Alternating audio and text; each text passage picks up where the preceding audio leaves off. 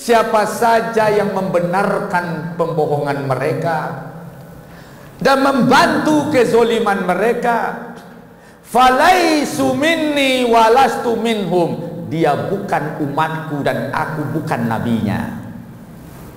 Siapa saja yang membenarkan penyimpangan penguasa, maka engkau bukanlah umat Nabi dan Muhammad bukan nabimu, murtadlah engkau.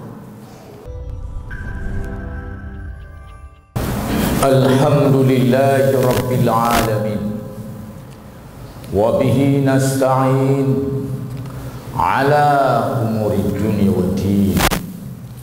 Asyhadu an la ilaha illallah wahdahu la syarika lah, wa nahnu nashhadu anna Muhammadar Rasulullah la nabiyya ba'da. Allahumma salli wa sallim ala rasulikal karim Muhammadin sallallahu alaihi wasallam wa ala alihi wa ala ashabihi wa ala man ittaba'u bi ihsani ila yaumiddin. Ibadallah, usikum wa nafsi bi taqwallah, faqad fazal muttaqun. Qala Allah azza wa jalla fil Qur'anil azimil mubin. A'udzu billahi minasy syaithanir rajim. Bismillahirrahmanirrahim. Wa kadzalika ja'alna likulli nabiyyin aduwwa syayatinal insi wal jin yuhi ba'duhum ila ba'd zukhrufal qawli ghurura fazarhum walau syaa rabbuka ma fa'aluh fazarhum wa ma yaf'alun wa ma yaftarun. Wa kadzalika ja'alna likulli nabiyyin aduwwa syayatinal insi wal jin yuhi ba'duhum ila ba'd zukhrufal qawli ghurura walau syaa rabbuka ma fa'aluh fazarhum wa ma yaftarun. Sadaqallahul azim. Sidang Jemaah Jumat yang dirahmati Allah, khutbah kita pada kesempatan ini adalah mawa'iz, pelajaran min qisasil ulama, tentang kisah-kisah ulama fi sujunil umara, dalam penjara para penguasa. Sidang Jemaah Jumat yang dirahmati Allah, telah berfirman Allah Subhanahu wa taala dalam surat Al-An'am ayat 112, wa kadzalika ja'alna likulli nabiyyin aduwwa, dengan demikian telah dijadikan pada setiap nabi itu musuhnya, sayatinal insi wal jin, dari kalangan setan manusia dan setan jin. Dari sini sidang jemaah yang dirahmati Allah, kita paham bahwasanya setan itu terbagi dua, yaitu setan manusia dan setan jin.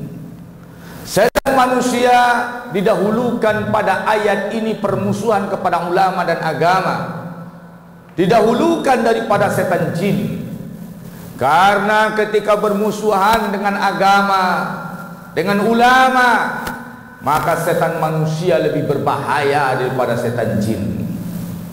Sidang Jemaah Jumat yang dirahmati Allah, tidak pernah setan jin menangkap ulama, tidak pernah setan jin mengurung ulama, menyakiti ulama, mempenjarakan ulama, mengeksekusi ulama, tidak pernah. Yang ada itu sidang jemaah yang dirahmati Allah, setan manusia yang menembaki para aktivis dan yang lainnya, itu dilakukan oleh setan manusia, tidak pernah dilakukan oleh setan jin. Maka pada ayat ini didahulukan kalimat sayatinal ins, setan manusia, wal jin, dan setan jin, dalam rangka menjelaskan wa kadzalika ja'alna likulli nabiyyin aduwwa, dengan demikian kami jadikan pada Nabi itu musuhnya. Ketika Nabi Muhammad SAW dimusuhi oleh setan manusia dengan setan jin karena risalah yang dibawa bukan karena Muhammad bin Abdullah, bukan karena Musa, tetapi karena risalah atau ajaran yang dibawa karena Al-Quran,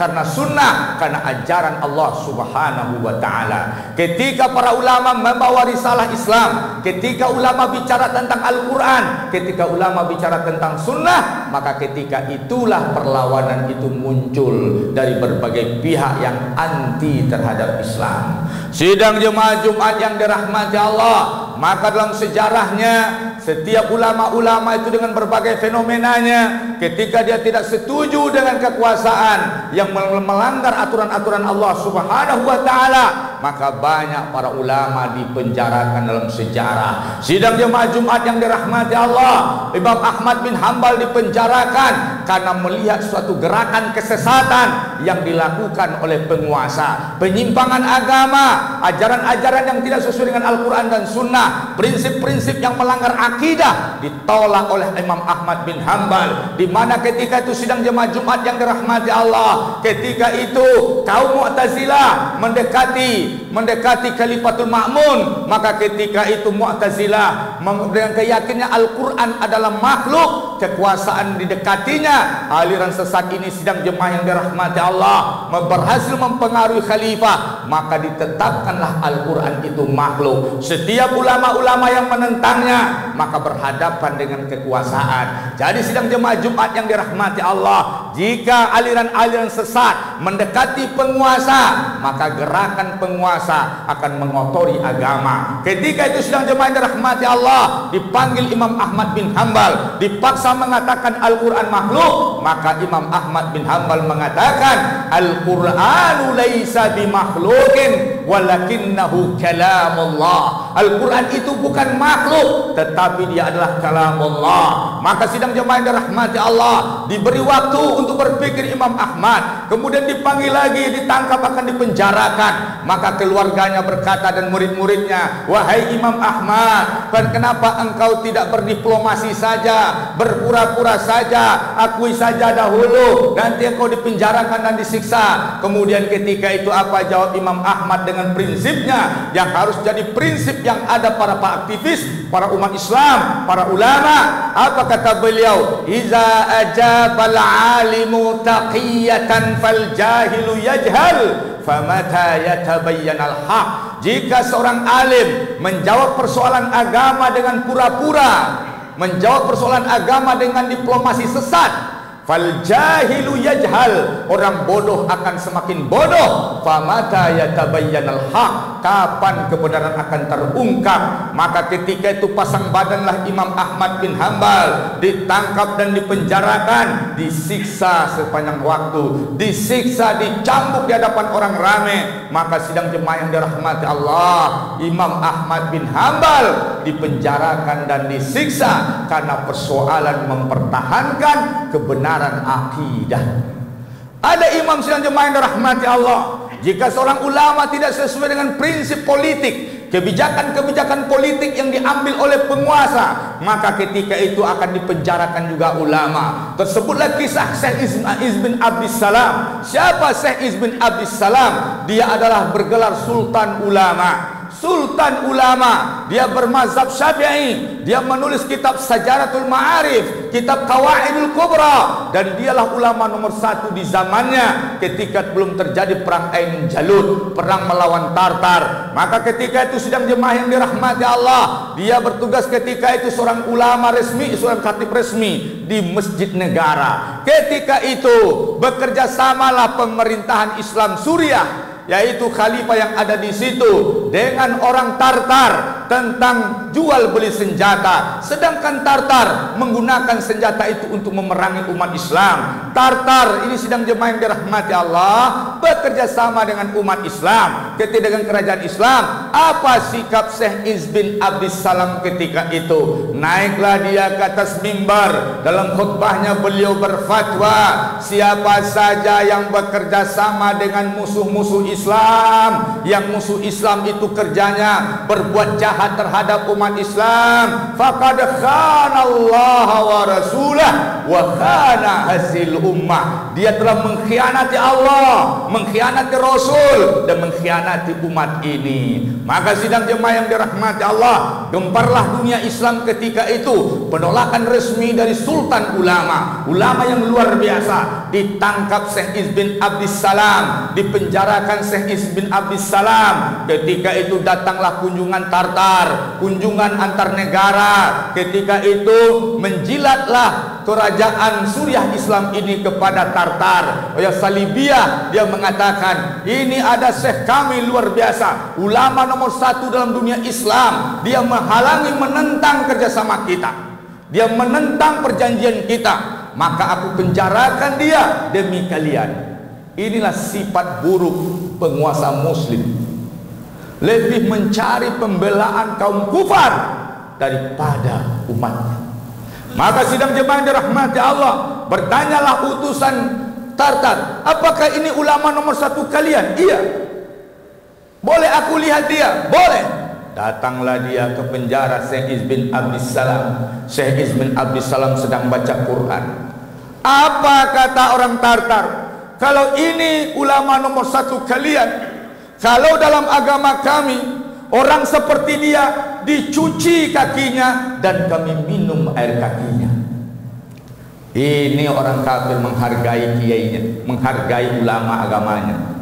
Kalau ini dalam agama kami, kami akan cuci kakinya dan kami akan minum air kakinya itu.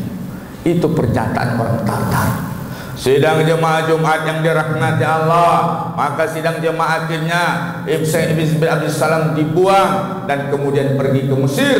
Di Mesir dengan muridnya Qutus Wali Muzaffar, maka dia memerangi Tartar. Tumbanglah Tartar ketika perang Ainun Jalut, dipimpin oleh murid Syekh Iz bin Abdissalam, Jenderal Qutus Wali Muzaffar, cucu Salahuddin Al-Ayyubi. Maka akhirnya berjayalah Islam, tumbang Tartar sebagai negara adikuasa di tangan Qutus Wali Muzaffar, didampingi oleh gurunya Syekh Iz bin Abdissalam. Sidang jemaah Jumat yang dirahmati Allah, jika ulama tidak mau dirangkul oleh penguasa, dipenjarakan juga. Imam Abu Hanifah Nu'man, Imam Abu Hanifah Nu'man, dialah yang pengasas, pemilik mazhab Hanafi. Beliau lahir di Kufah. Di zaman Bani Umayyah, beliau disiksa, dicambuk. Di zaman Ja'far Al-Mansur Bani Abbasiyah, maka dia dipenjarakan. Di umur 70 tahun, disiksa setiap hari, dicambuk tiap hari, maka meninggallah Imam Abu Hanifah Nu'man dalam penjara. Seorang ulama yang luar biasa, yang Anda kenal mazhab Hanafi, dari 4 mazhab Hanafi, Maliki, Syafi'i, Hambali. Maka sang Imam Abu Hanifah Nu'man meninggal dalam penjara, dicambuk dan diracun. Maka berakhirlah ulama di dalam penjara dan kematian dalam tahanan. Sidang jemaah Jumat yang dirahmati Allah, tahukah Anda ulama wanita di Mesir pada tahun 70-an? Pada tahun 70-an, pesanan dari Eropa, ketika pemerintah Islam bekerja sama dengan negara lain, sering salah satu syaratnya ulama-ulama yang tidak mau menjilat akan dihabisi. Ditangkaplah ulama wanita Zainab Ghazali, dipenjarakan Zainab Ghazali, ditulis dalam kitabnya Ayyamu fi Hayati. Dalam kitabnya Ayyamu fi Hayati, beliau ceritakan, aku ditangkap, dikurung sekian lama di tengah kegelapan. Kemudian aku diseret kepada sebuah ruangan yang sangat terang sekali dengan cahaya, sehingga aku tidak melihat apa yang ada di balik cahaya. Maka saat itu ternyata puluhan dan belasan anjing serigala yang lapar sudah berada di sekitarku. Mereka dengan aumannya, dengan kondisinya yang kelaparan itu, dimatikan lampu yang terang itu, baru aku lihat sang anjing menyerangku. Aku tutup mataku, aku berserah diri kepada Allah. Aku rasakan gigitan demi gigitan, serangan demi serangan. Aku yakin tubuhku sudah robek-robek dan hancur, tapi aku masih sadar aku dalam kehidupan ala qaidil haya. Akhirnya setelah selesai, aku ingin membuka mataku, dan aku yakin tubuhku sudah bermandi darah, dan aku mempersiapkan mentalku untuk menyaksikan tubuhku yang sudah robek-robek. Tetapi ketika aku buka mataku, ternyata tidak satu pun di tubuhku bekas luka, tidak satu pun di tubuhku yang robek. Ternyata anjing-anjing serigala yang lapar itu bersimpuh di hadapanku sambil menggoyang-goyangkan ekornya. Coba dibayangkan, anjing pun pandai menghormati para ulama. Anjing sedang lapar pun tidak mau menyakiti ulama. Aku lihat serigala-serigala lapar itu bersimpuh di hadapanku sambil menggoyang-goyangkan ekornya dan menghampiriku dengan mata yang penuh cinta dan sayang. Anjing pun pandai menghargai ulama. Maka pada tahun 1971 bertukarlah rezim di Mesir. Dibebaskanlah Zainab Ghazali, yang setelah itu setiap saat dia dicambuk, setiap saat dia disiksa. Bahkan ada ulama lain yang tidak pernah dikasih makan, diambillah daging pahanya, digoreng dan dihidangkan untuknya. Al-ulama fi sujunil umara. Jadi untuk jadi seorang ulama yang istiqomah tidak seindah, semudah yang Anda bayangkan. Qala Rasulullah sallallahu alaihi wasallam, Rasulullah bersabda, al-mautu fi ta'atillah khairun min ma'siyah min al-hayati fil ma'siyah. Mati dalam ketaatan lebih baik daripada Anda hidup dalam maksiat. Rasulullah bersabda, Al-Quran wa sultan sataftariqan nuru ma'al kitab. Al-Quran dan kekuasaan suatu saat akan berpisah jalan. Maka ikutilah Al-Quran ketika Al-Quran berpisah jalan dengan kekuasaan. Sidang jemaah yang dirahmati Allah, sangat banyak rangkaian nasib para ulama fi sujunil umara. Qala Rasulullah sallallahu alaihi wasallam, Rasulullah bersabda, yakunu umara, akan datang nanti penguasa setelahku. Iza ata'tumuhum, jika kalian taati mereka, ada khalukum munara, kalian akan dimasukkannya ke dalam neraka. Wa in asaitum, jika engkau engkari kebijakannya, qatalukum, dia akan membunuh kalian. Kata sahabat, ya Rasulullah, tunjukkan cirinya kepadaku, biar aku lemparkan pasir ke wajahnya, aku ludahi wajahnya. Kata Rasulullah, tidak mungkin, justru mereka yang akan melempari dan meludahi wajahmu. akan datang kekuasaan yang betul-betul mengalahkan kekuatan kebenaran. Namun prinsipnya, tetaplah Anda ma'al kitab, tetap Anda bersama kekuatan. Yang penting berada pada kebenaran. Ketika Imam Ahmad di penjara, penjaga penjara memanggilnya. Berkata Imam Ahmad, "Ya sahibas sijin, wahai penjaga penjara, kenapa engkau bawa aku ke sini?" "Wahai Imam, aku akan bertanya padamu." "Apa kau tanyakan?" "Tentang hadis-hadis a'wan zulmah, para pembela kezoliman."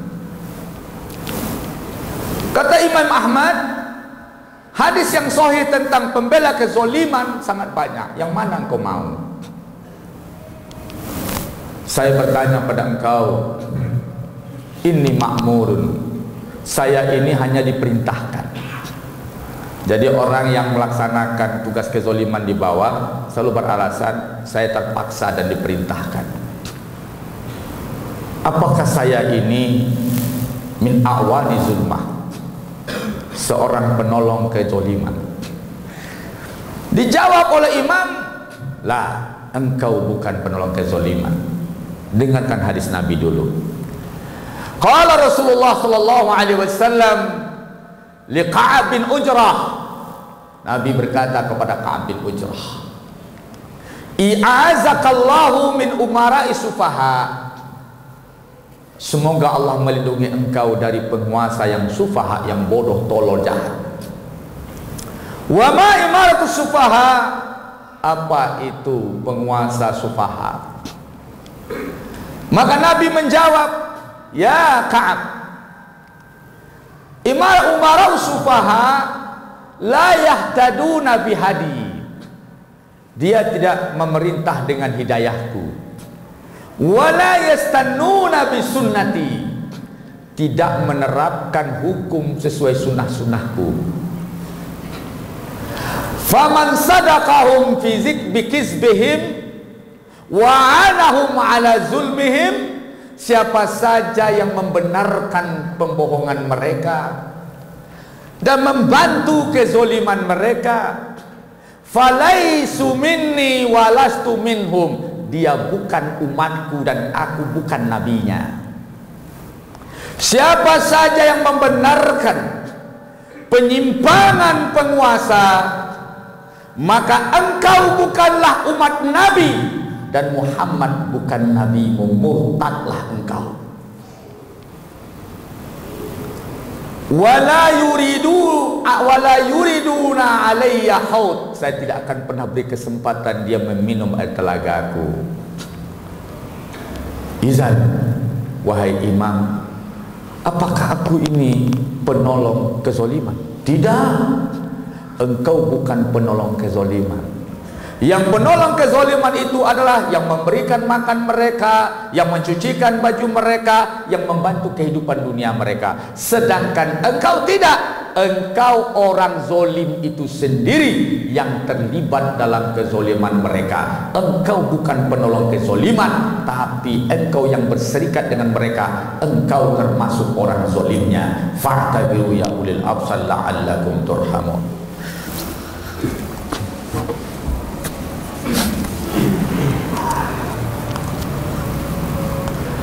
Alhamdulillahirabbil alamin.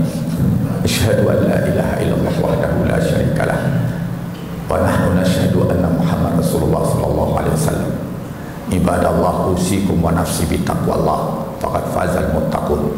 Qala Allah azza wa jalla fil Qur'anil azimil mubin. A'udzu billahi minasyaitonir rajim. Bismillahirrahmanirrahim. Yauma taqallaba wujuhum fin nari. Ketika wajah mereka diseret dalam neraka. Yaquluna, mereka berkata, ya laitana ata'na Allah wa ata'na Rasulah. Ya Allah, sekiranya dulu kami mentaati Allah, mentaati Engkau ya Allah, dan mentaati Rasul. Wa qalu rabbana, dan mereka berkata, Rabb kami, inna ata'na sadatana wa kubara'ana fa'adalluna sabila.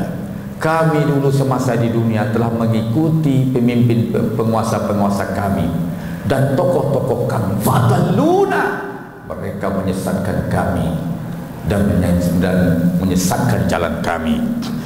Rabbana, ya Allah, atihim di'afaini minal azab, ya Allah, berikan untuk mereka azab 2 kali lipat. Wal'anhum la'nan kabira, berikan kutukan kepada mereka, kutukan yang luar biasa.